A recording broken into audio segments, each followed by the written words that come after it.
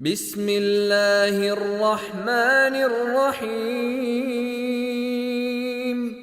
والعصر إن الإنسان لفي خسر إلا الذين آمنوا وعملوا الصالحات وتواصوا بالحق وتواصوا بالصبر.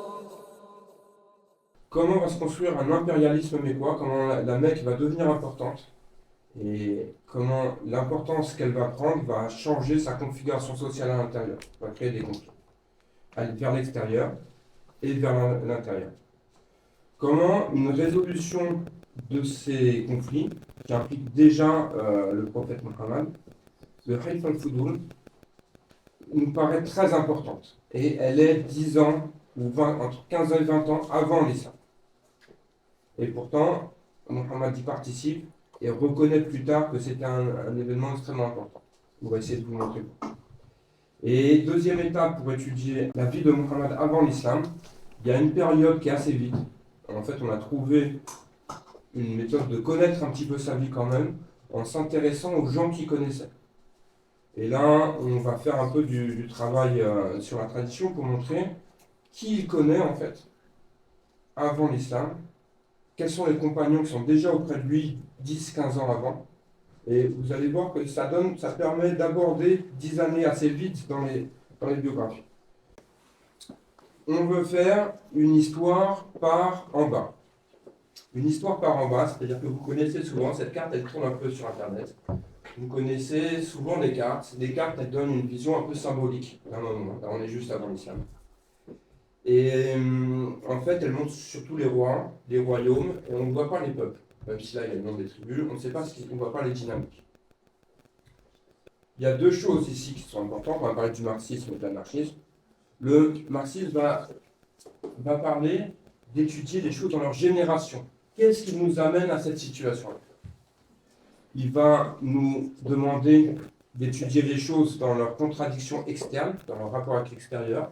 Donc la situation de l'Arabie à la veille de l'islam, le monde arabe dans son ensemble, avec quoi il est en opposition. Comment on le définit, avec quoi il est en opposition. Et également des contradictions internes, c'est-à-dire qu'est-ce qui se joue à l'intérieur du monde arabe, qui vous est présenté là, pour qu'il fasse avancer, pour qu'on arrive à cette situation-là. L'histoire par en bas, c'est un peu plus anarchiste, c'est l'histoire de dire qui sont les gens qui ont vécu. On va s'intéresser nous aux compagnons, mais il y a d'autres moments qui sont intéressants. Qui sont les gens qui ont vécu l'histoire, comment ils l'ont vu, comment ils l'ont vécu, comment ils la racontent. Et donc on dépasse les cartes. On va aller voir les gens qui vivent. Et on pense qu'il faut faire une histoire par en bas, donc des débuts de l'islam, la vie des compagnons. Mais aussi, il va falloir écrire une histoire populaire des Arabes. C'est pas le sujet, mais pour pouvoir situer de quoi on parle, je vais vous donner rapidement une histoire populaire des Arabes. Ici, vous voyez par exemple des choses qu'on va casser un peu. Donc, il y a une très belle carte de l'Arabie. On voit le Yémen, Hadramout et Himyar, qui va prendre beaucoup d'importance, qui en a aussi beaucoup aujourd'hui d'ailleurs. L'Empire sassanide, donc les Perses, et les Banu Lahem, qu'on appelle les Larmédes en français, qu'on présente comme des vassals. Les Sassanides, vous voyez, ils sont marqués en vert sur la carte. Le Yémen aussi, présenté en vert comme vassal des Sassanides sur la carte. On va voir que c'est plus compliqué que ça. C'est pareil avec les Banu Hassan, les Hassanides. On présente souvent, ah oui, donc il y a des vassaux romains de l'Empire, à cet endroit-là, arabes. Et en fait, c'est plus compliqué que ça, il y a un conflit. Et c'est pas seulement les Banu Hassan. Il va y avoir beaucoup de peuples. Avant eux, il y a les Salihrides, les Banu Salih. Avant eux, il y a les Banu Tanour. Donc il y a toute une série de peuples qui sont en conflit avec l'Empire romain. Et qu'on a, quand on a la vision des cartes, on a souvent inclus dans l'Empire romain.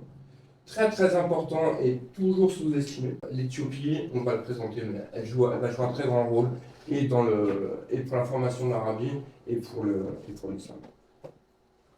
Donc on va essayer au début de casser tout ça, présenter l'histoire qu'amène à cette carte, pour pouvoir présenter ensuite comment l'impérialisme mécois se forme. La génération du monde arabe, donc on est entre deux berceaux d'humanité, qui sont l'Éthiopie. L'Éthiopie, c'est vraiment le premier endroit qui bombarde d'êtres humains, qui envoie des êtres humains sur toute la planète. Ça se forme en Éthiopie ici. et la vallée du Nil, un petit peu moins, jusqu'à la vallée de l'Indus, donc entre l'Inde et le Pakistan actuel, qui est un deuxième berceau de l'humanité, et les deux vont s'échanger, vont se renvoyer des êtres humains pendant toute la préhistoire, de façon très importante, et en fait ça passe beaucoup par le Yémen, et ça passe beaucoup par la Mésopotamie. Il y a une voie maritime, et il y a une voie par le haut. Ça c'est très important.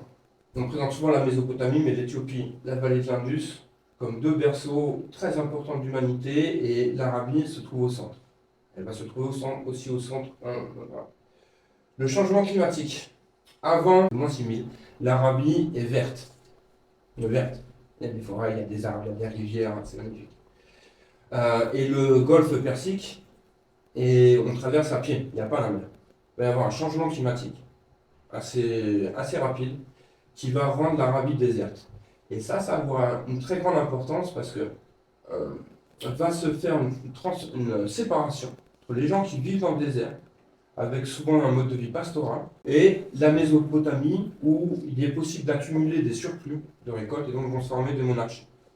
Donc vont se former des monarchies, c'est-à-dire des cités-États et des cercles de pouvoir autoritaires. Alors que les nomades dans le désert vont vivre de façon beaucoup plus égalitaire, sans propriété sur la terre.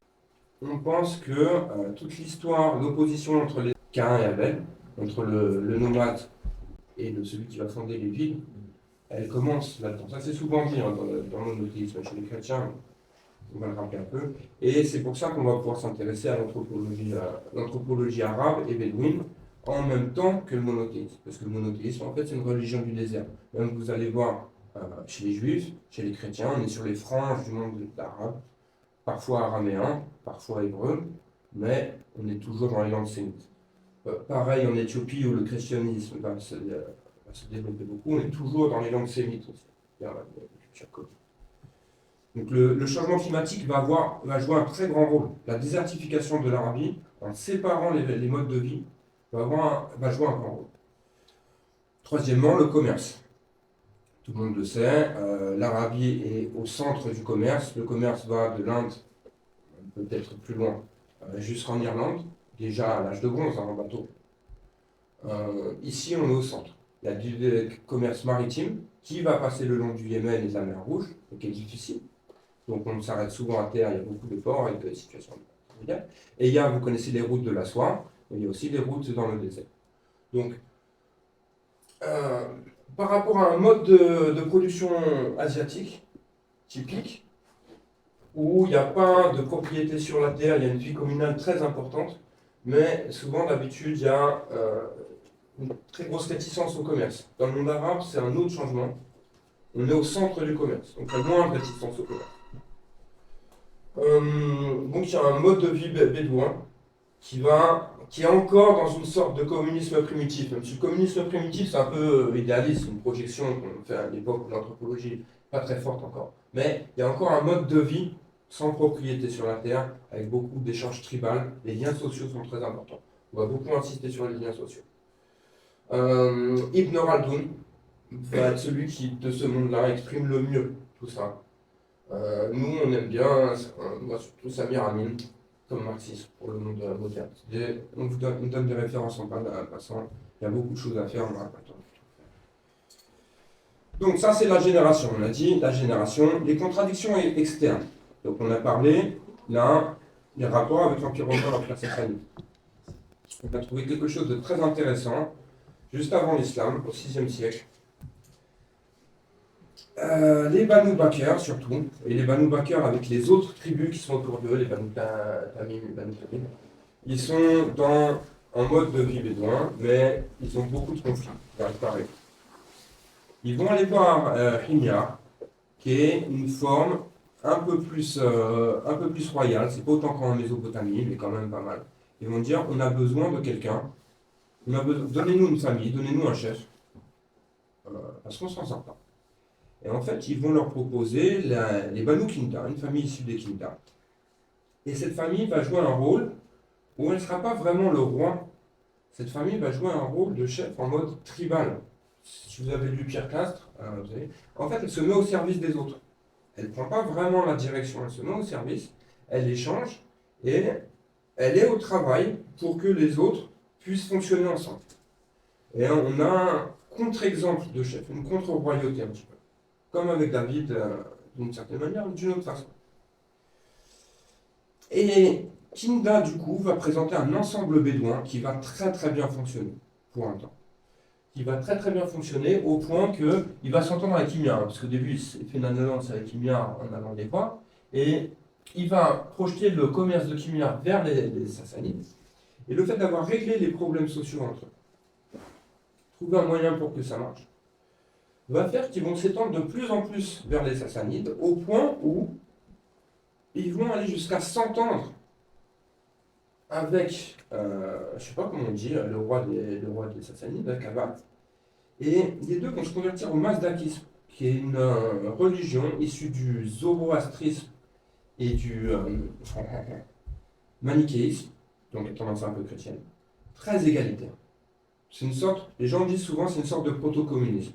Et c'est intéressant parce qu'ils vont avoir des rapports très égalitaires avec les Sassanides, jusqu'à ce que le roi se fasse sauter par son aristocratie, qui n'accepte pas trop les changements.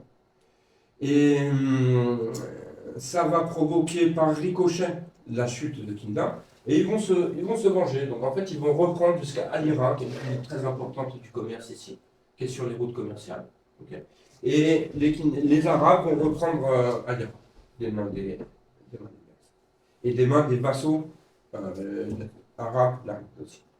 Donc, vous voyez que c'est pas vraiment des vassaux. Il y a toujours un système de razzia, il y a toujours un système pour aller attaquer sur les autres. Autre rapport assez intéressant, et qui est juste à notre époque, et qui va impliquer des compagnons, en fait, c'est l'indépendance du Yémen. Il y a un monarque juif, Saïf bin Tingazan, qui va se débrouiller pour l'indépendance, chasser les Éthiopiens chrétiens du Yémen. En fait, il utilise son judaïsme pour être en différence avec toutes les religions autour de lui. C'est peut-être pour ça qu'il amène le judaïsme à ce temps-là, même si ça appuie peut-être sur des communautés. Et la religion est utilisée comme politique. C'est pas la première fois en France.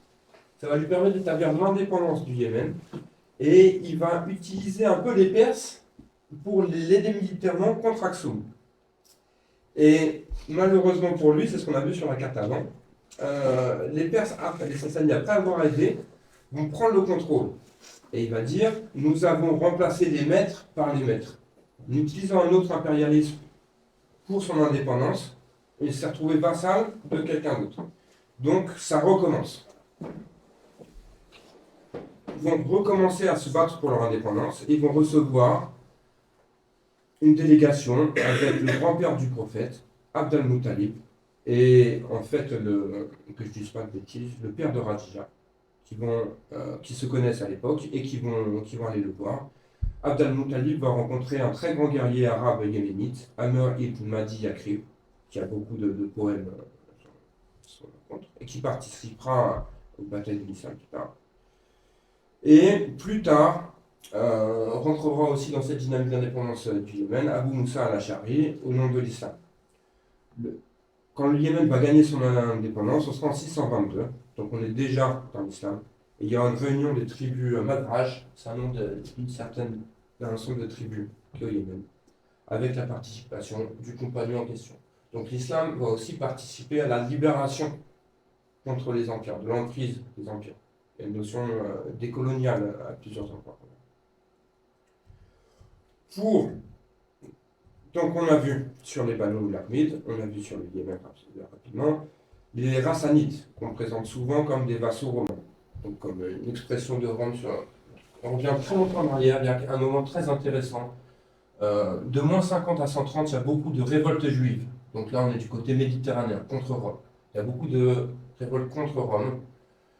Il y en a une qui va nous intéresser particulièrement, en fait elle est moins connue que les autres, c'est la révolte, moi je l'appelle 10 judéo-parthes, mais en fait les parthes ne sont pas très intéressés, c'est surtout les royaumes arabes qui vont rentrer dedans. Il y a une révolte judéo-arabe en 115, très peu connue, qui va mettre en danger l'Empire romain et la domination de l'Empire romain sur le monde arabe ou araméen à l'extrême.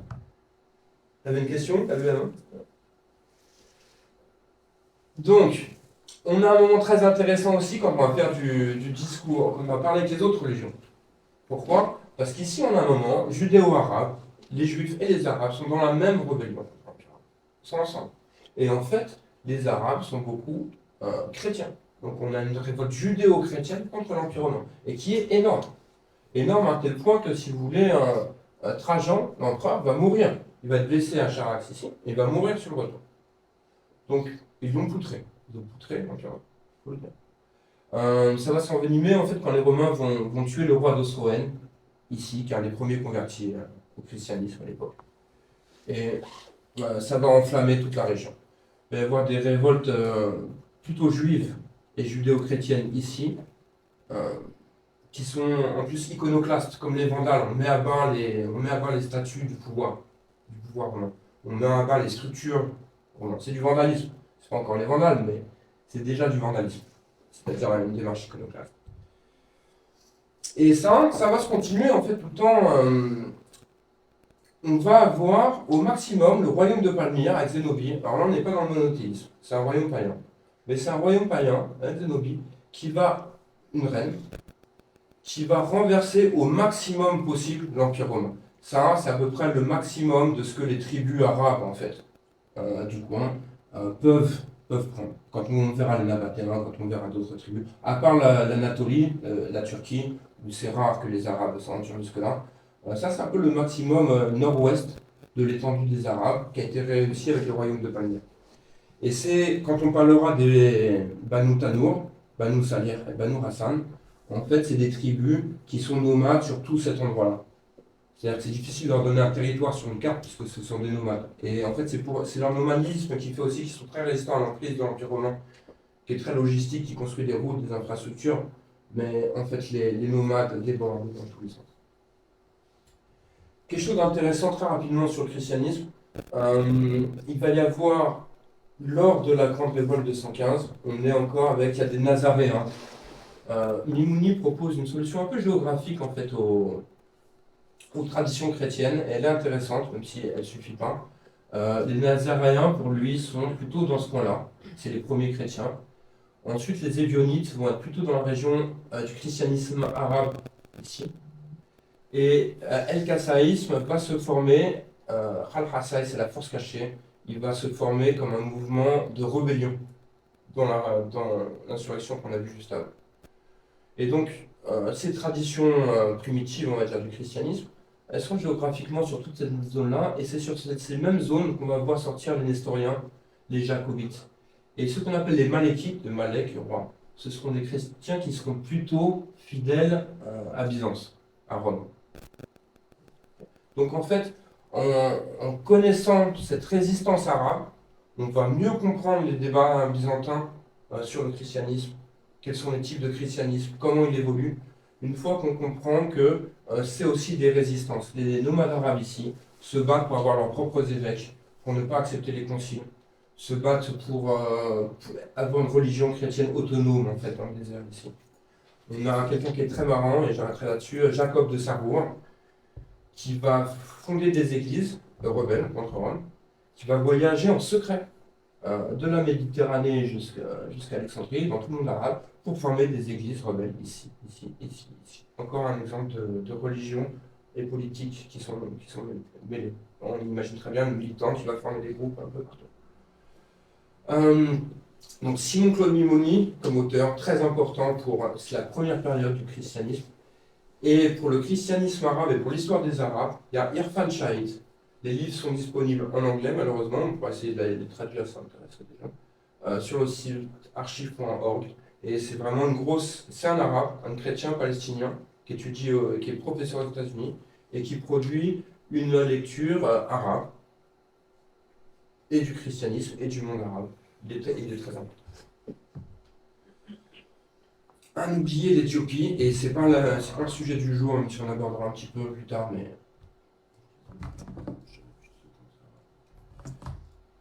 Donc, l'Éthiopie, c'est très important, parce que l'orientalisme va vous parler du judéo-christianisme. Le judéo-christianisme influe sur l'islam, comme l'islam est presque une secte hérétique. Mais en fait, on verra un peu plus tard, l'islam va piocher dans tous les christianismes. il va critiquer tous les christianismes. Le Coran est un moment autonome. Et en fait, il y a quelque chose d'intéressant par rapport à cette thèse judéo-chrétienne, c'est que l'Église d'Éthiopie rend bien plus compte de ce qu'on va trouver dans l'islam que le judéo-christianisme. Pourquoi? Elle a encore des pratiques. Elle fait ses ablutions, comme nous. Ils ont des façons de faire les prières, comme nous. J'ai oublié pour les interdits alimentaires. Mais beaucoup de choses. Les pratiques ressemblent énormément à l'islam. Et le corpus canon de l'Église éthiopienne, il va comprendre beaucoup des... Je sais pas pourquoi je mets ça.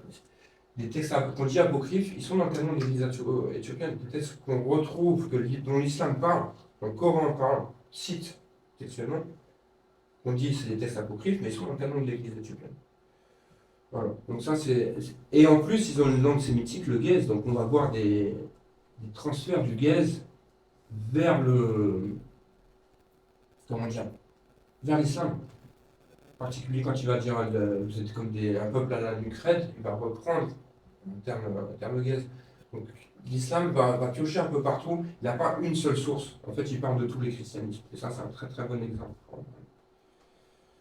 Donc voilà, j'ai pioché sur le sphère d'après, y compris l'histoire arabe, en fait, présente une lutte contre les empires, ce que je voulais dire, y compris la sphère large, c'est-à-dire que l'histoire de l'islam peut parler aussi des juifs, des hébreux, des araméens, parce qu'ils sont dans le même monde, en fait. Ils sont une frange au nord de ce monde-là, avec une anthropologie de résistance qui renvoie à celle des Amérindiens. Bon, on entend souvent parler du zapatisme, du chapas, des choses comme ça. On pense que là, à partir des Bédouins, on peut évoquer les mêmes modes de résistance, avec des particularités, avec le monothéisme, etc. Mais, voilà. Donc on se pose ces questions. Quel rôle des monothéismes? Sont-ils l'expression d'un conflit?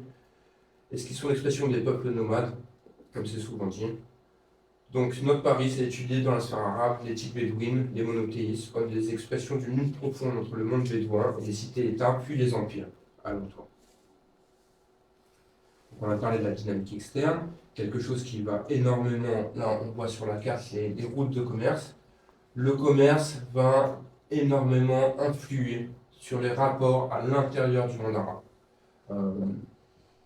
Kédar va prendre très grande place au premier millénaire sur les routes commerciales du nord. Le royaume de Saba, sur celle du sud et sur les routes maritimes. À Hadramout, ici à Yamama, il y a beaucoup de production d'encens en particulier. Ces productions qui vont être récoltées à la main et qui vont servir aussi au commerce. Et suivant les époques, suivant par où passe le commerce, une tribu va devenir plus forte qu'une autre. Il y a des grandes rivalités entre Saba et Hadramout, par exemple. Maintenant, Maïn, vous voyez, Chamois, Saba, Maïn, ce sont des villes sur le bord du désert ici. Le Roub al-Khalib, ici il n'y a personne. Ce sont des villes sur le bord du désert. Et suivant celle qui arrive le mieux à s'emparer du commerce, et son influence va grandir, elle va être rejointe par les autres communautés arabes. Ici, on voit les Nabatéens, pour l'instant, ne sont pas très importants. Okay. On a encore Dédan, Teima, Doumat al-Jandal, tout ça, c'est des zones un peu d'origine, de formation des Arabes. En tout cas, deuxième millénaire, premier millénaire. Ici aussi. Donc les gens vont dire, par exemple, ici, oui, mais c'est pas vraiment des Arabes, c'est un peu plus des Araméens si on regarde génétiquement. Oui, mais c'est un ensemble qui fonctionne ensemble. Il n'y a pas que la génétique, il n'y a pas que le langage, même si le langage c'est commun quasiment tout.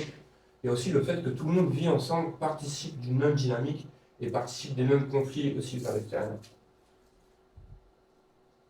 Si on voit plus tard, donc ça c'est à l'époque vers 32 après Jésus-Christ, par exemple, les Nabatéens vont faire le commerce avec Rome. Rome va grandir, on change de monde, Rome s'impose, les Nabatéens vont prendre le commerce avec Rome, ça va leur permettre de s'étendre et de prendre un peu le lead sur tous les autres Arabes. Le royaume de Saba aussi à cette époque, je ne sais pas comment dire. Et en fait, jusqu'à ce que, pour construire une nouvelle dynamique, Rome va construire le long du Nil une route.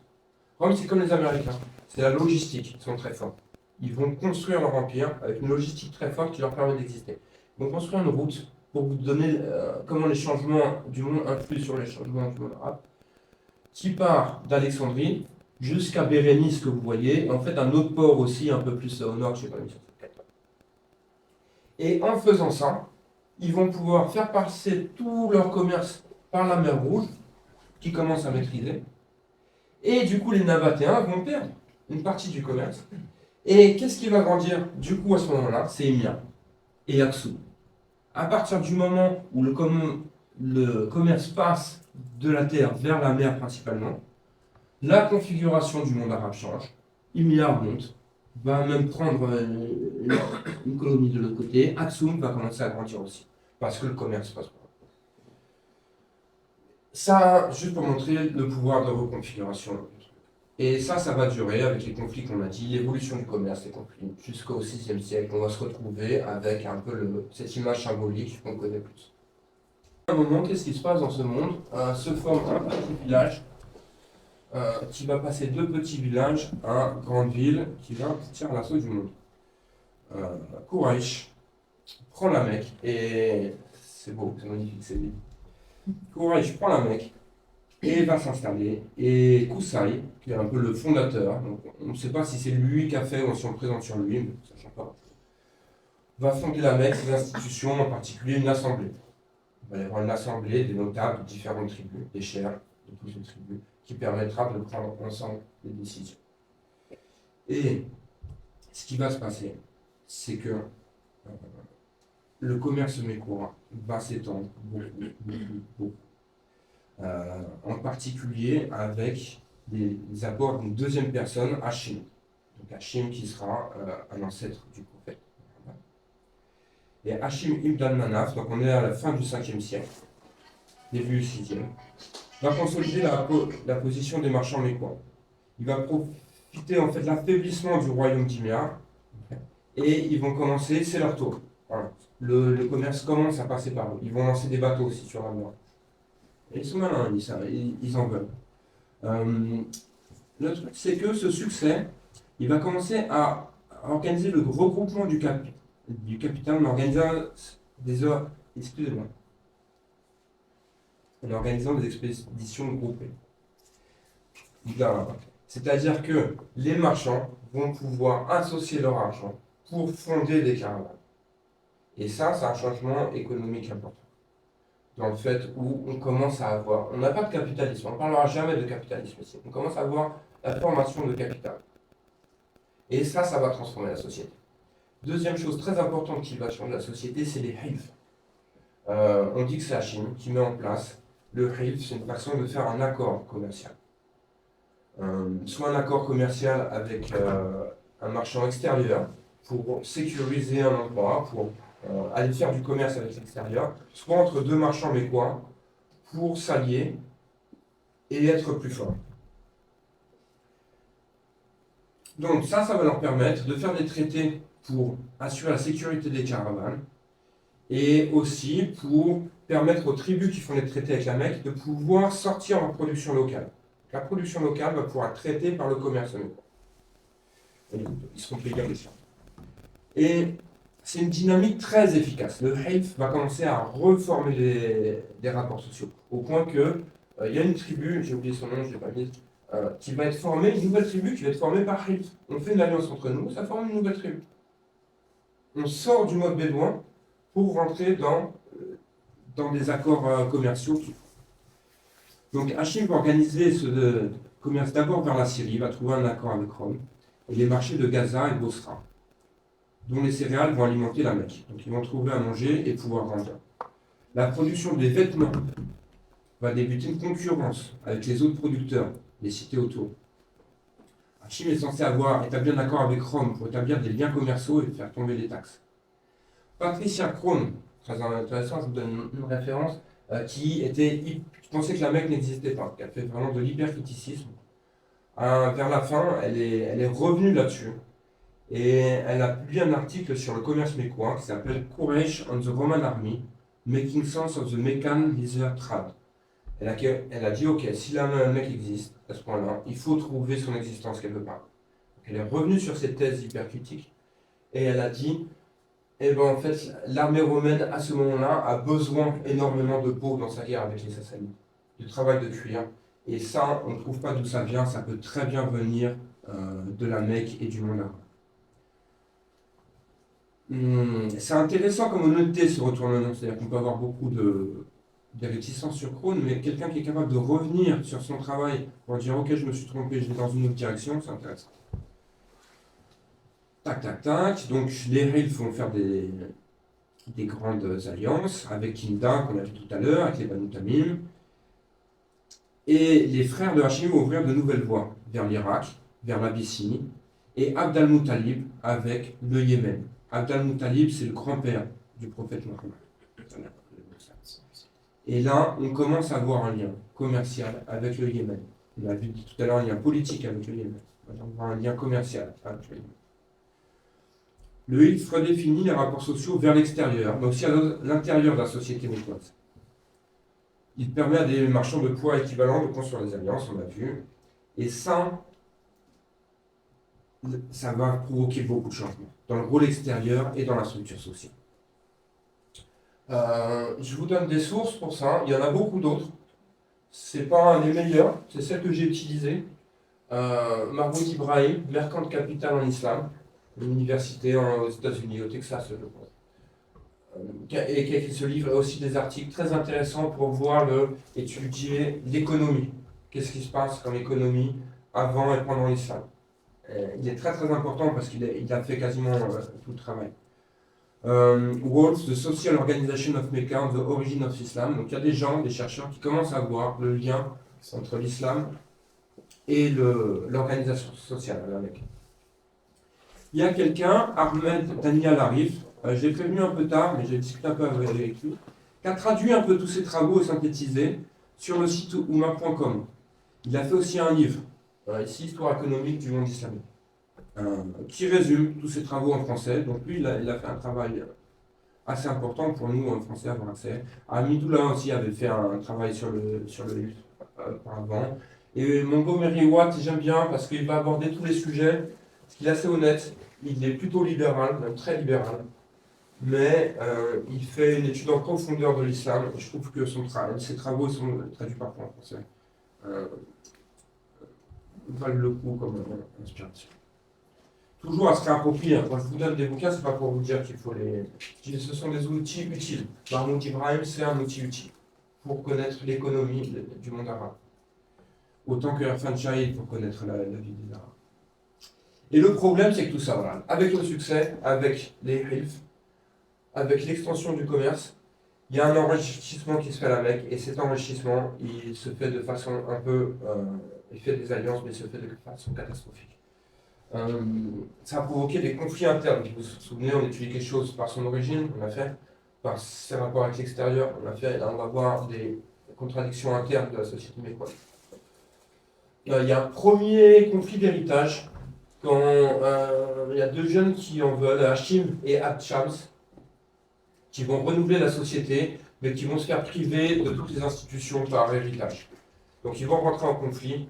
C'est le premier grand conflit qui structure la société mécoise. Je ne sais pas si vous avez entendu les Moutaïeboun, les parfumiers. Ça va être une alliance de la moitié des tribus à peu près, du pauvre, qui vont suivre Hachim et Abd Shams. De l'autre côté, on a les Arlaf, c'est-à-dire les confédérés. Vous voyez la forme de Hilf, encore, tu reviens dont les puissants Banu Marzoum, mais aussi les Banu Sam, qui sont très puissants à l'époque. Donc, eux veulent garder l'héritage sur les institutions. Ils veulent garder les institutions politiques avec eux. Mais il y a une escalade. Et pour éviter la violence, ils vont partager les tâches honorifiques, mais c'est-à-dire les institutions politiques de la vie. Après, il va se passer quelque chose de compliqué. Il va y avoir la montée des Omeyyades. En premier d'Omeyyad, Ibn Shams, qui fait partie des Moutaïeboun, donc de ceux qui se révoltent contre l'injustice politique. Mais lui, il va engager une série de manafara, de conflits avec d'autres, dont le règlement du litige donne un pouvoir. Et il va attaquer un peu tout le monde un par un pour monter en puissance, sauf qu'il va se casser les dents sur Hachim. Il va finir exilé de façon assez malhonnête en plus, il va finir exilé pour 10 ans de la société, et quand il revient, il va devoir payer 50 chameaux à Hachim pour s'excuser. Il y en a une beaucoup plus tard, il y a toute une série qui va provoquer la montée. Donc ça, c'est des conflits internes qui ont la montée des Omeyyades. Il y a un marchand juif allié d'Abd al-Muttalib, donc le grand-père du prophète, qui va être assassiné par Harb ibn Umayya, donc le fils d'Omeyyad. Abd al-Muttalib, il va donc devoir défendre le marchand juif qui est son allié. Il va demander un arbitrage, il va faire une alliance avec d'autres tribus, les Banu Adi, qui vont eux aussi se faire attaquer par les Banu Umayya. Et ensuite, on va se retrouver avec trois clans, les Banu Umayya et les Banu Nofal, qui vont être ensemble. Ils vont monter ensemble, ces deux clans. Ils vont s'entraider monter ensemble. Les Banu Adi et les Banu Sam, quand ils vont se retrouver ensemble dans une situation difficile, ils vont rester très amis par la suite. Okay. Et les Banu Hashim et les Banu Zohra, on va voir, les Banu Zohra vont fournir leur lot de premiers convertis avec les Banu Hashim. Donc ce conflit marque une reconfiguration des alliances. On était dans les Moutaïeboun contre les Harlaf. Là, on voit que les Banu Nofal et les Banu Omeyyah commencent à vouloir monter, à rejoindre les Harlaf. Donc, il y a des conflits internes à cause de l'argent, principalement, qui vont reconfigurer la société mécoise. Ici, c'est un tableau qui était sur Wikipédia, que j'ai un peu arrangé pour qu'on puisse voir les alliances des tribus. Petite pause comme ça, je vous invite tous à travailler sur Wikipédia. C'est moi, si je regarde en avant, je suis un peu plus vieux que certains d'entre vous. Les choses que j'ai faites sur Wikipédia sont restées, parfois ont changé des situations, même politiques importantes. Elles ne marchent pas tout de suite, elles marchent beaucoup avec le temps. Par rapport à écrire un site, par rapport à faire des trucs pour vous, à faire des trucs avec les potes, vous faites directement sur Wikipédia. Tout ce que vous fournissez dessus influence l'avenir, des connaissances.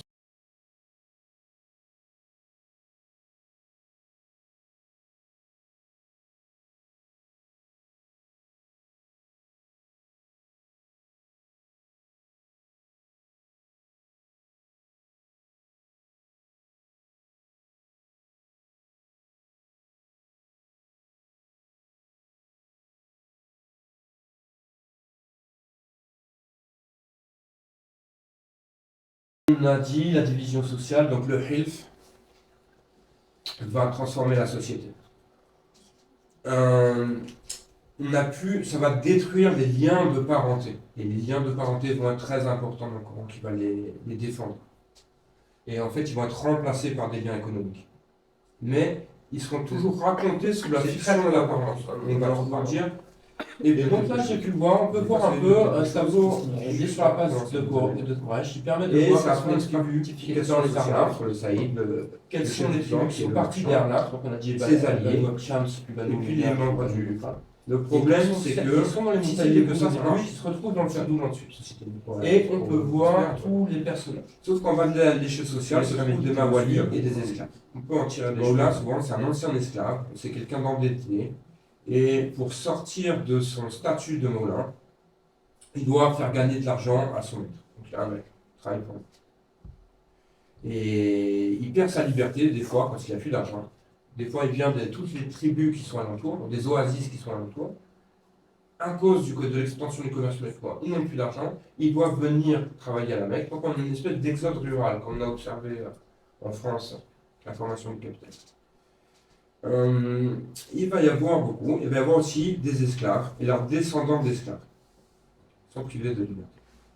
Et ces statuts sont révélateurs d'une transformation au sein de la société, où on sort des alliances tribales, on sort de l'éthique bédouine, on sort de l'anthropologie un peu plus qu'on apprécie un peu plus avant, pour une société très stratifiée avec des injustices. Et la société dans laquelle le prophète va intervenir et il va s'opposer, elle est marquée par ces injustices. Donc le mouvement commercial a participé à l'érosion des liens sociaux précédents, la disparition de l'éthique bédouine. Nous amenons à chercher dans la critique marxiste, c'est pour ça que c'est là qu'elle va intervenir, la compréhension des rapports entre la production et l'éthique, entre la façon dont est organisée la production, les liens sociaux, le commerce et l'éthique. Comment il va disparaître et comment l'islam va ramener l'éthique. Et dans l'anthropologie anarchiste, ce que pouvait signifier l'anthropologie arabe bédouine qui disparaît à la Mecque dans cette. Notre signe que la Mecque se transforme, pour les militants ça a beaucoup parlé, c'est l'oasis de Taïf, qui est à côté de la Mecque, qui est un centre important de production de nourriture, de vin, de cuir. Au bout d'un moment, les Quraysh vont exiger des Banu Thaqif qu'ils leur donnent le droit d'acquérir des propriétés. On a beaucoup d'argent, on veut pouvoir acheter vos terres.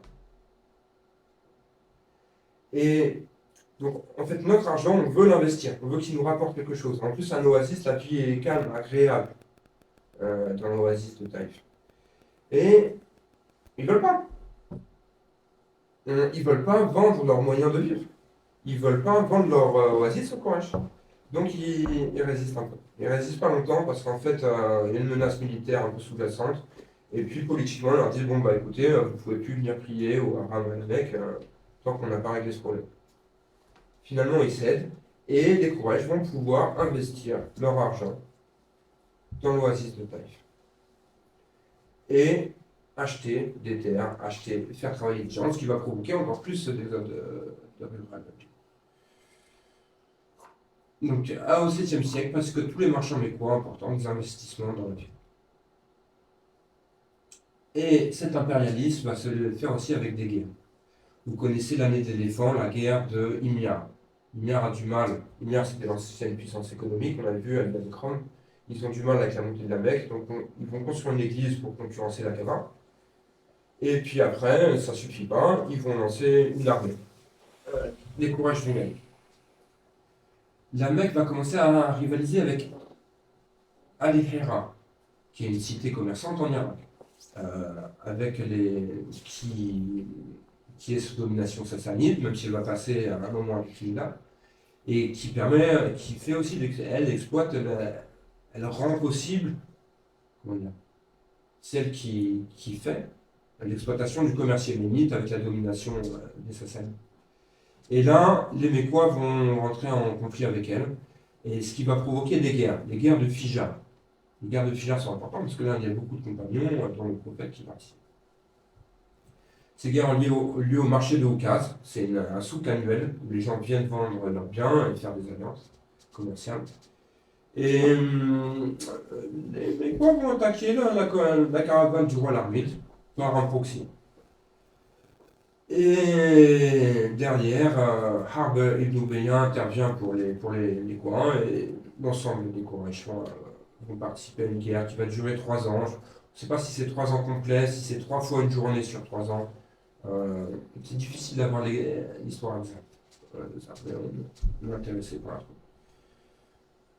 Et la victoire des Quraysh va rendre possible la domination de Quraysh sur les routes commerciales de l'Arabie centrale. Et sur celle qui rejoint, je l'ai ici là, qui est sur la route qui rejoint Al-Hira au Yémen. Donc, on ne se bat pas juste pour attaquer une caravane, c'est un conflit pour prendre contrôle du commerce. Et ça va avec l'expansion des Quraysh. Et ça aide un petit peu quand même l'indépendance yéménite. On va voir les côtés positifs, puisque Al-Hira se fait concurrencer et se fait. Mais avec une autre méthode. À la fin, on déclenche le déclin de l'Iran, donc ça déclenche le fait qu'Iran perde la route commerciale avec le Yémen, ça déclenche son déclin.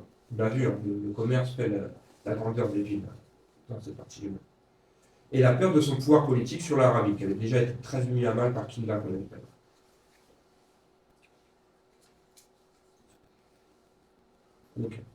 Donc ensuite, il y a, ça va aussi permettre à Kinda, qui est en déroute, l'alliance de Kinda va se défaire, mais ils vont vouloir se venger des Sassanides. Et le déclin de l'Iran va permettre une énorme razzia arabe vers l'Empire sassanide. Excusez-moi. Et là, c'est le drame. Là, qu'est-ce qui se passe? C'est qu'en pleine expansion, chez les Mécois, il y a quelqu'un qui va abuser. Al-As ibn Wa'il al-Sami, donc les Banu Sam, on a vu, c'était une des 2 grosses familles de l'époque. Donc, qui sera le père de Amr ibn al-As. Il va prendre les biens d'un marchand yéménite, donc encore le Yémen. Il va refuser de payer. Il dit, t'as pas d'allié dans le camp, je prends tes biens, je te paye pas, qu'est-ce qui se passe? On teste. Et le gars est dégoûté. Et le Yéménite va commencer à crier, à déclamer des poèmes sur toutes les montagnes de la ville, en disant il y a une injustice flagrante, je me suis fait prendre mes biens. Et c'est à ça qu'on en arrive. Il y a un étranger qui vient commercer avec le Yémen, on ne paye pas, il n'y a pas de droit, il n'y a pas de système de droit, il n'y a qu'un système d'alliance.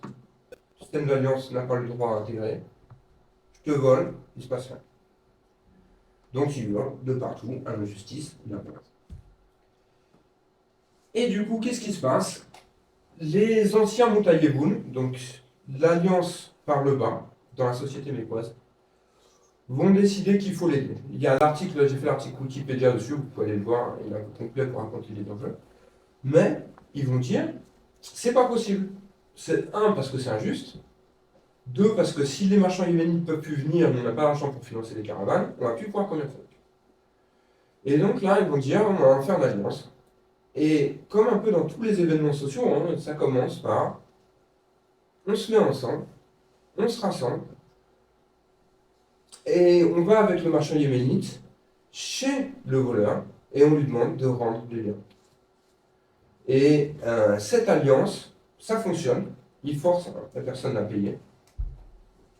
Et cette alliance, ils trouvent que c'est extrêmement utile. Et ils disent maintenant, je jure, faisons un pacte contre eux, bien que nous ne soyons qu'une tribu. Donc à l'intérieur d'une tribu, il y a une division. Nous l'appellerons le pacte Al-Foudoul. Si nous en faisons un pacte, l'étranger pourra renverser ceux sous protection locale. L'étranger. Et ceux qui tournent autour de la Kaaba sauront que nous rejetons l'injustice et préviendront toute traîtrise. Il y a une forme d'alliance qui ressemble un peu à un syndicat, qui ressemble un peu à une insurrection, qui ressemble au fait qu'il faut une justice, y compris pour l'étranger. Et ce qui nous intéresse ici, c'est que ça marche. Et donc ils vont la maintenir. Il y aura d'autres exemples, elle va être rappelée dans le futur, cette alliance. Donc Al-Foudoul fit qu'il ne restera au cœur de la Mecque aucune injustice. Ce fut un sujet largement accepté qui fit qu'un étranger sans protection était sauf, donc sain et sauf, au milieu d'eux. C'est-à-dire que le système des alliances permet une alliance des pauvres, par en bas, permet une alliance qui donne la justice. Et le prophète, bien après, alors qu'il a déjà lancé l'islam, qu'il a déjà reconnu, il y a un hadith du prophète, dans la maison d'Abdullah ibn Joudan, c'est lui qui organise le livre. J'étais présent à une alliance qui était telle que si j'étais invité à y participer maintenant, encore, où il y a l'islam aujourd'hui, je le ferais encore s'il fallait. Et ce qui est intéressant, c'est la première intervention politique du prophète.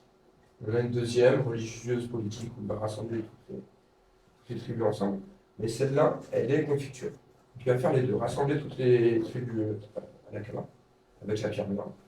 Et ici, il va mener un combat. Quand il y a besoin d'un combat pour la justice, il l'est dedans. Il n'y a pas l'islam.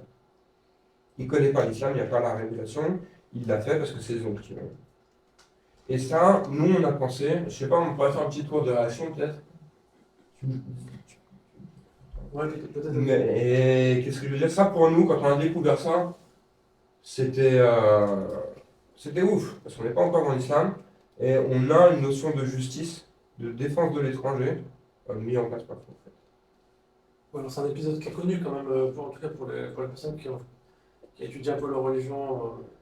On connaît Al-Foudoul et on sait que Muhammad avait en dit du bien et qu'effectivement il le refait. Ça, c'est un épisode qui est connu. Moins, on va dire, des gens qui sont un peu extérieurs à ces.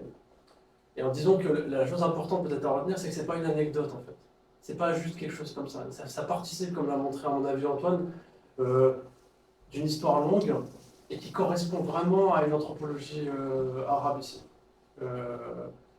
Et donc, on peut disons, parier que c'est quelque chose qui restera après coup, de manière beaucoup plus large. On peut relier en fait entièrement l'épopée prophétique à l'aune de ces histoires de hilf et d'alliance en fait. Voilà. Est-ce qu'on fait une petite intuition parce que c'est un peu long. On est désolé. En plus, il a balancé plein d'informations, cartes, plein de noms. Moi, perso, j'ai une cognition limitée et quand je vois beaucoup de noms et d'informations, je suis très vite perdu. Donc, j'essaie juste de prendre des briques de choses. Mais voilà. En tout cas, on essaiera de. Je pense qu'on mettra le diapo en. Est-ce qu'il y a des réactions du coup déjà à tout ça? Ouais. Vous avez dit que le prophète Salam avait fait 2 actes politiques. Le premier, c'était la pierre noire, et le deuxième, c'était le feu. Je pense que celui-là arrive avant la pierre noire, mais je suis pas sûr. Oui. 2 actes. Ok.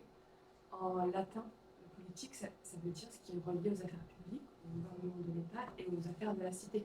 Donc, faire la distinction entre politique et. Le prophète Salam c'était comme un chef d'État, c'était un chef. Guerrier, et c'était en général. C'était un homme politique. Pourquoi est-ce que vous faites la distinction entre 2 actes politiques et tout ce qu'il a fait? Il a fait de la politique toute sa vie. Mais en fait, on ne fait pas la distinction jusqu'on en est là dans l'histoire. On n'a pas encore la révélation. Pour l'instant, c'est encore un jeune, il a 20 ans. Et c'est le début. Et quand on montre quelqu'un dans ses débuts, on montre aussi les premières lignes qu'il prend. On montre aussi comment il commence, vers quoi il se dirige dans sa vie. On dit en général à 25 ans, on a quasiment fait tous nos choix. Et donc là, on a un des choix qu'il fait, et je pense que c'est important. C'est formateur pour lui à 20 ans. Mais ça ne veut pas dire qu'il fait rien d'autre après. Il y a la révélation, même après, il y a le Coran, il y a l'islam, il y a tout. Mais ça, il a 20 ans et il s'engage là-dedans. Et il le reconnaît plus tard. Quelqu'un d'autre?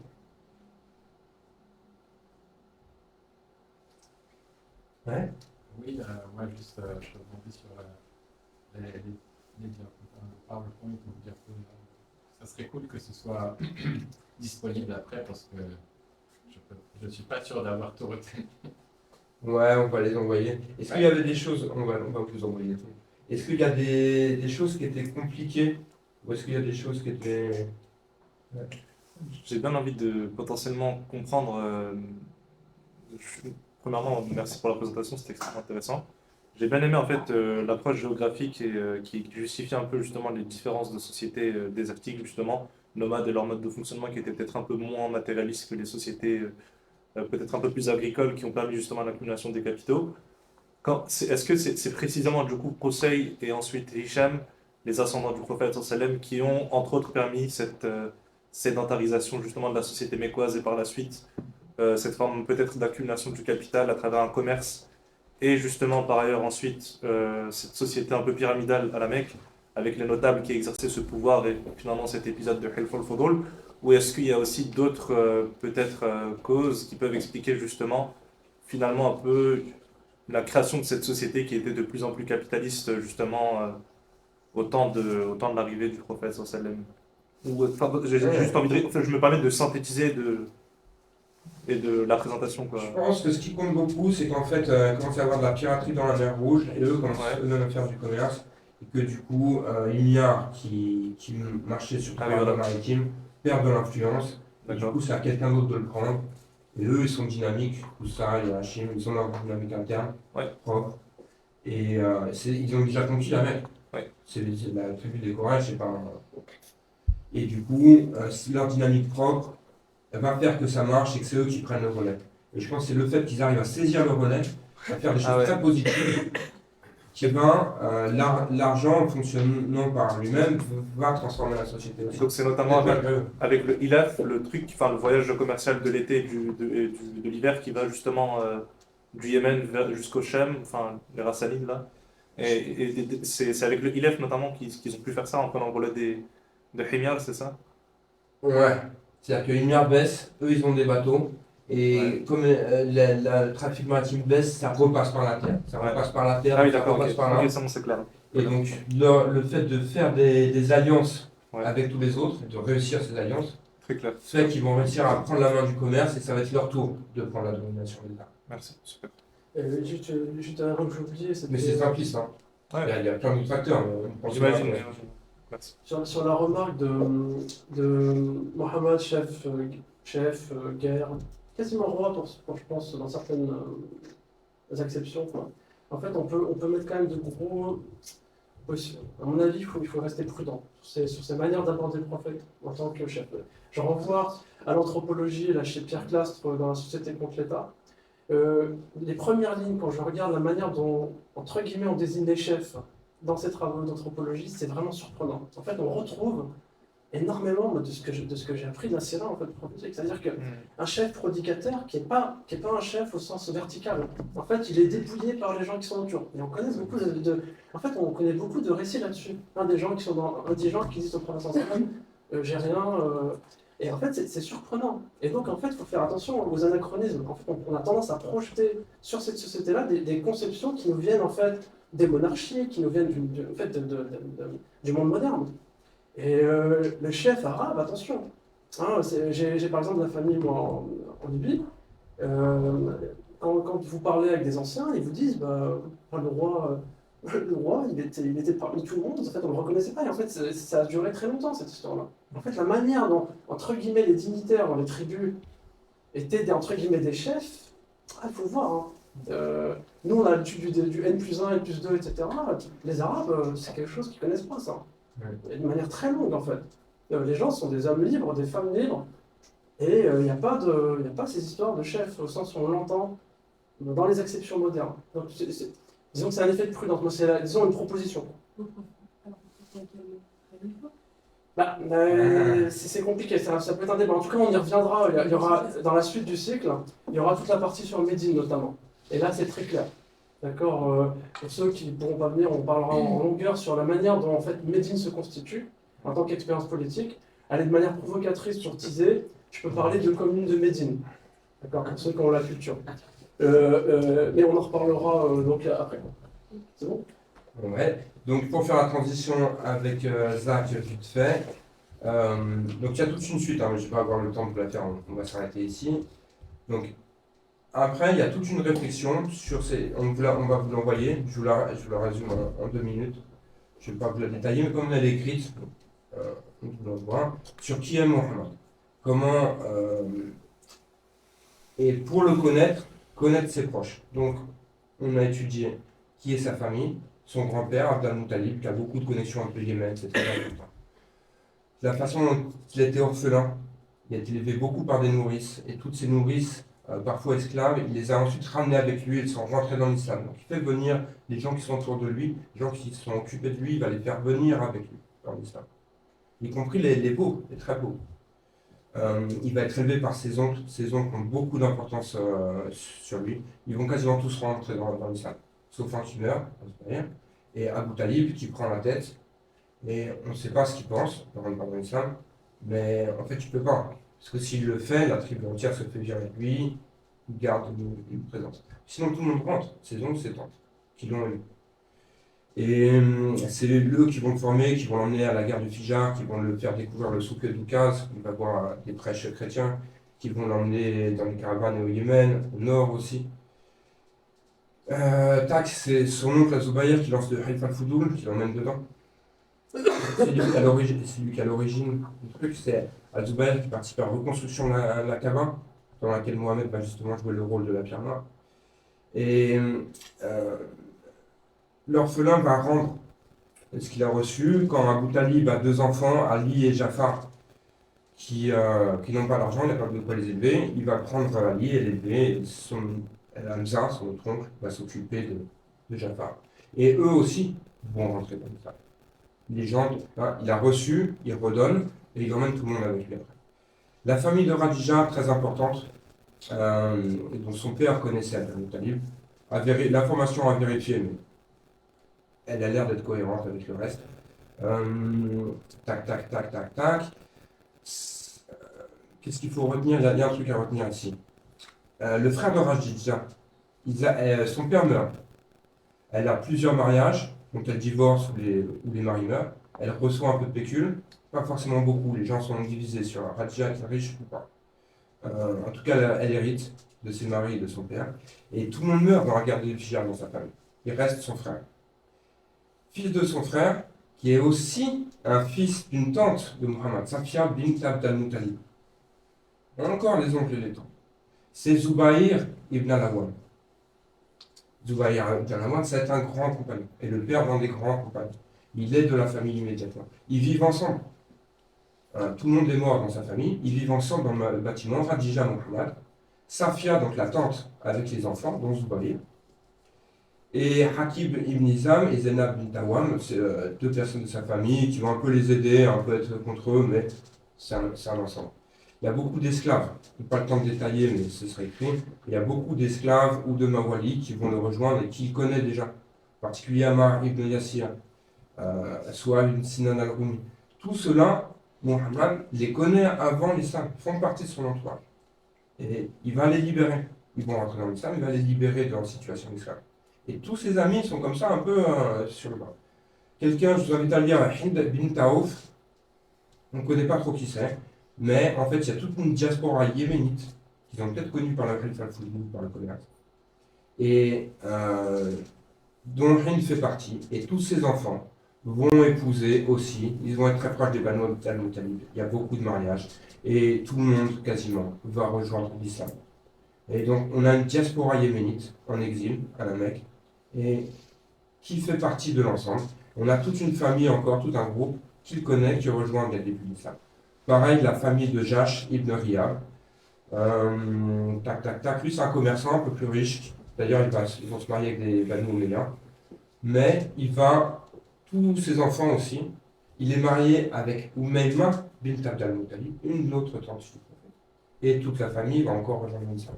Donc les gens qui rentrent dans l'islam dès le début, ils sont très liés aux oncles et aux tantes du prophète. C'est un peu chiite de dire ça. Des fois les chiites d'ailleurs ont un peu raison sur certains trucs, pas sur d'autres. Mais ça résiste. Je veux dire, quand on fait des familles, quand on voit qui est avec lui, c'est l'exercice, ça résiste les oncles et tantes sont très importants, et aussi le Yémen, et donc l'Éthiopie. Ça revient tout le temps. Ça revient tout le temps, le Yémen a une grosse influence, au point que il y aura un compagnon, Abu Moussa al-Ash'ari, qui va être envoyé vers le Yémen, qui va convertir Inch'Allah. Un jour, Muhammad aurait dit dans un hadith, le souffle d'Al-Rahman m'est venu du Yémen. Je pense que c'est très important. Dernière chose, parce que c'est important pour Zakaria juste après, les chrétiens, il y a en particulier, vous connaissez Waraka, il a entendu un chrétien au souk d'Oukaz, mais il y a aussi, très important, Zayd ibn Amr, il faut lire sa vie. Zayd ibn Amr fait des recherches par lui-même sur le christianisme, et son fils va être un des premiers convertis et rentrer dans l'islam.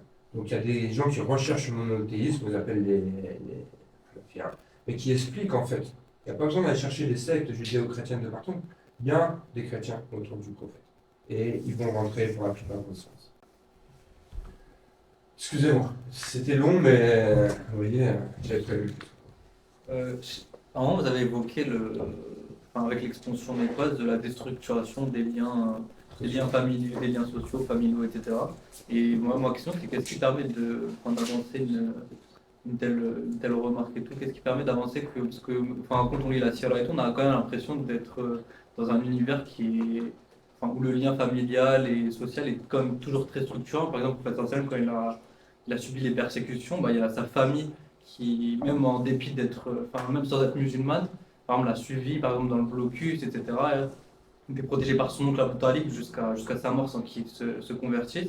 Donc on a l'impression que les liens familiaux sont quand même toujours structurants dans cette société. Donc ma question, c'était qu'est-ce qui permet d'affirmer que ces liens étaient en train de se dissoudre. Et la seconde question, c'est vous n'avez pas évoqué aussi le fait que en Mecca, dans la tradition musulmane, est souvent présenté comme le carrefour religieux, en plus d'être un carrefour commercial au moment de l'arrivée du prophète sallam. Parce que celle qui organise un pèlerinage annuel et tout, il y a toutes les tribus qui viendraient de la péninsule arabique qui viendraient vénérer leurs idoles, etc.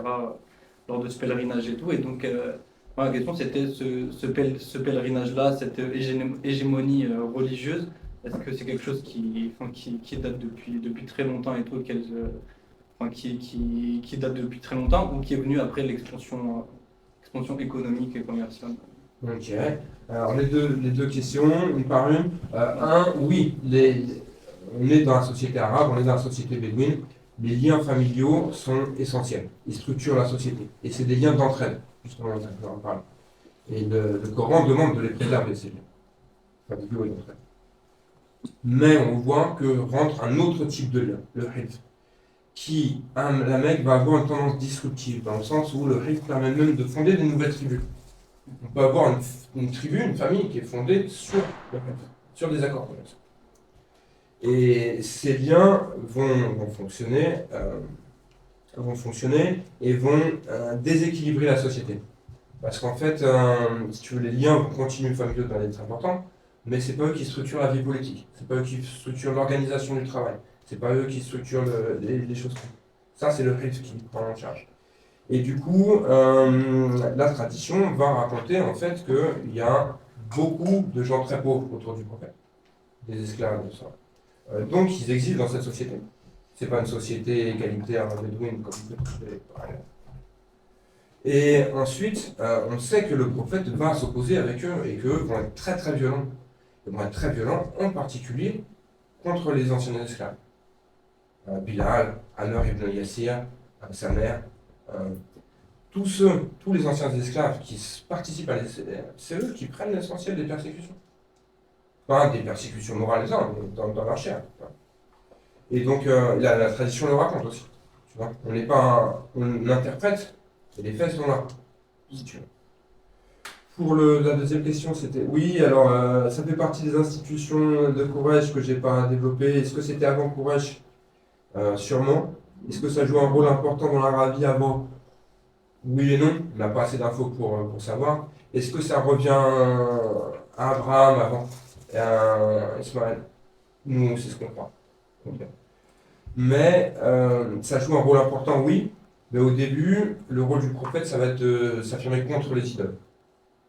Contre l'injustice et contre les idoles, d'ailleurs, ça va aller ensemble. Et donc, si tu veux, s'il veut restaurer quelque chose qui existe avant d'Abraham, avec des solidarités, ça va comprendre une confrontation avec les idoles mécoises. Mais oui, ce centre est important pour le commerce, hein, d'ailleurs, c'est une institution. Mais justement, c'est quoi ce qui est venu en premier? C'était contre les idoles ou contre les injustices? Ou est-ce que le fait qu'il y ait des idoles, il y a des injustices, ou il y a des injustices, donc il y a des idoles?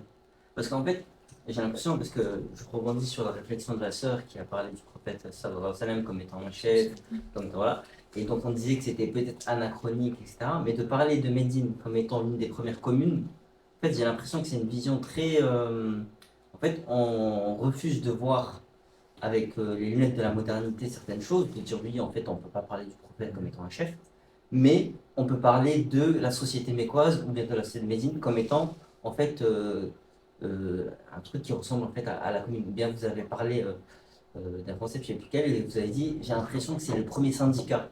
Ça ressemble à quelque chose. En fait, est-ce qu'il n'y a pas. Ouais, voilà. Ouais. Mais est-ce qu'il n'y a pas, on va dire, dans cette vision-là, quelque chose qui trahit, on va dire, aussi une certaine vision de l'islam? Et en fait, est-ce qu'il ne faudrait pas partir de l'islam pour essayer de comprendre le monde et pas de voir aujourd'hui comment le monde il est et d'essayer de faire des anachronismes? Parce que j'ai l'impression que c'est de ça dont souffre l'islam et notamment les musulmans aujourd'hui, plutôt, en France, où on va essayer de voir les grandes tendances de la société et de dire ah mais ça c'est peut-être islamique. Et donc du coup on va essayer de regarder en fait des grosses tendances en disant bon ben ça c'est peut-être islamique, ça c'est pas islamique, mais en fait on ne sait pas ce qu'est l'islam. Et en fait on oublie justement, et c'est pour ça que j'ai trouvé ici très pertinent la question en fait du centre religieux qui peut aussi expliquer des choses, sauf qu'aujourd'hui vous avez parlé dans votre introduction de la...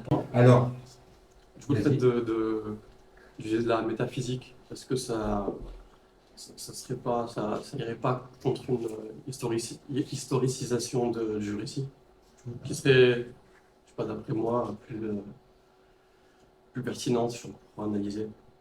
Ouais, c'est dans la suite. Et toi, c'est aussi sur le même sujet? Yes. Vas-y. Alors, j'ai trop de connaissances dans certains trucs, mais c'est vrai que d'autre côté, peut-être une autre façon de voir les choses, mais qui est très en relation avec ce que tu viens de dire. En fait, pour moi, il ne s'agit pas de trouver une façon correcte, ou même historique ou anachronique ou pas. Il y a une différence entre décrire, bien sûr, chronologiquement les choses et rendre compte des choses de façon, disons, je sais pas, scientifique ou correcte, selon votre définition du mot correct. Et il y a une autre façon de comment on s'empare de ça et comment on l'emploie pour comprendre les choses. Et là, futur, passé, présent, oui, métaphysiquement, tout se relie en fait, parce que tout est fondamentalement à peut-être potentiellement quelque chose Et récemment, il se trouve que j'ai lu les thèses sur l'histoire de Walter Benjamin, qui utilise en fait pour faire de son matérialisme, enfin pour appliquer ou enfin, matérialiser son matérialisme historique, qui utilise beaucoup de notions du judaïsme, enfin, du messianisme judaïque. Alors, j'ai pas tout compris, mais c'est super profond et en fait, ce qu'il préconise, c'est justement s'emparer de notions anachroniques ou pas, de piocher dans le futur pour agir dans le présent ou inversement. Et donc, pour revenir à la dichotomie dont tu as parlé, sur d'un côté, on dit ah, c'est peut-être anachronique de parler d'autre chose. Moi, c'est vrai que ça m'a plu comme intervention de Zakaria, parce que pour moi, le but ici, c'était de décoloniser justement la vision des communautés arabes, quelque part. Enfin, je ne dis pas du tout que c'est ça que tu faisais, mais comme approche, ça me plaît en tout cas, parce qu'on ne peut pas transposer des trucs qu'on a appris dans certains environnements sur notre passé de notre religion. Inversement, quand on parle de commune, je pense que là, ce n'est pas du tout le même type de transposition, parce qu'on peut être fier, même en n'ayant pas été des communards à Paris, ni nous, ni nos ancêtres, mais idéologiquement, je pense, vu que tout est un, l'Europe aussi est à nous, enfin toute la Terre est à tous les humains, et l'histoire humaine est une, et on a le droit de piocher là, et tout dépend de qu'est-ce qu'on veut en faire. Et si ce qu'on veut en faire, c'est revenir à des bases beaucoup plus communales, emparons-nous de ça. Et si c'est pour transposer des hiérarchies que les Européens, que l'Occident a imposées en Arabie, ou dans le monde arabe, peut-être chassons-les de nos esprits. Enfin, je sais pas, pour moi, c'est plus ça. On a un choix à faire parce qu'il n'y a pas une façon correcte de faire les choses. Ouais, du coup, c'est super. Attends, juste parce que sinon je suis en train de bouger sa question, je sais pas si ça m'a.